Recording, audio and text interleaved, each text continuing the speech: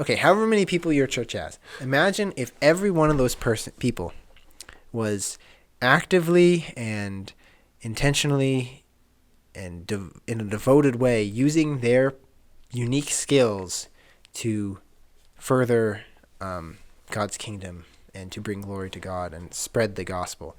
Mm-hmm. What if everyone was using their unique gifts and using their unique positions to do that? Think how much good a single church could even do. Yeah. Because 52, like...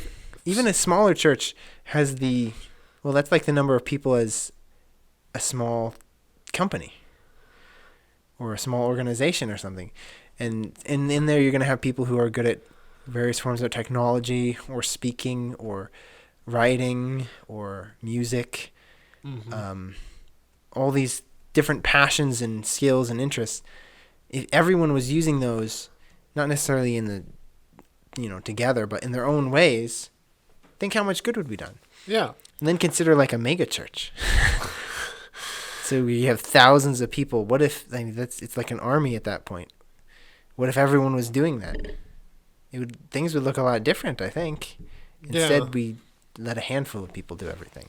Yeah, it's kind of like going back to what you said earlier. Is like most of the people just sit there and be fed. Well, a couple people do things. Right. It's not how it should work.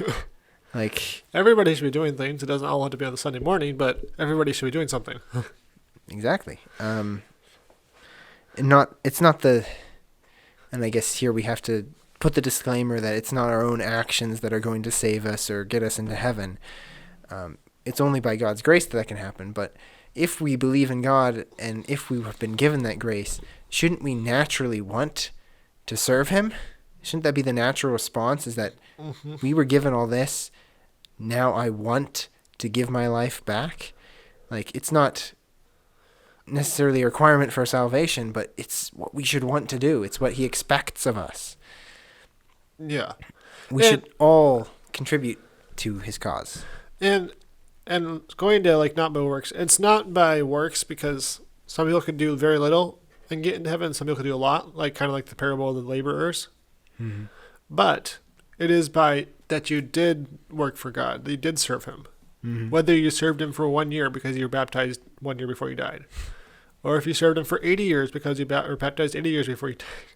Either way, if you were serving him, then God requires obedience and requires that we are devoted to him, and part of being devoted to him is serving him.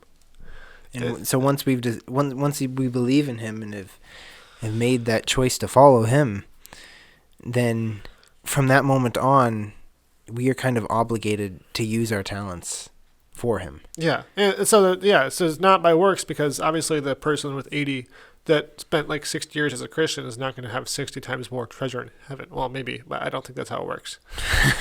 Who knows? But the person that spent 1 year serving God and the person that spent 60 years serving God are both getting the same prize. So it's not by works in that regard, but it is by works because if you don't work for God, then you're not really a Christian. Well, yeah, if you become a Christian and then you don't use your talents, then you're being the guy, the slave who was given the one talent. You're just hiding them. And so whether or not you were initially saved, this parable is very clear on what happens to what God will do to people who do not properly use what has been given them. Yeah. So we should keep that in mind and know that we should all want to find our own way. We're all kind of like a piece in the puzzle, and we need to find our place in the giant, massive, multi-million piece jigsaw puzzle that is Christ's church. Yeah, the army that's on earth. Hey, thanks for watching. This clip came from an episode of our podcast, which we will have a link in the description below for you to watch the full thing, see more discussion about this topic and other topics.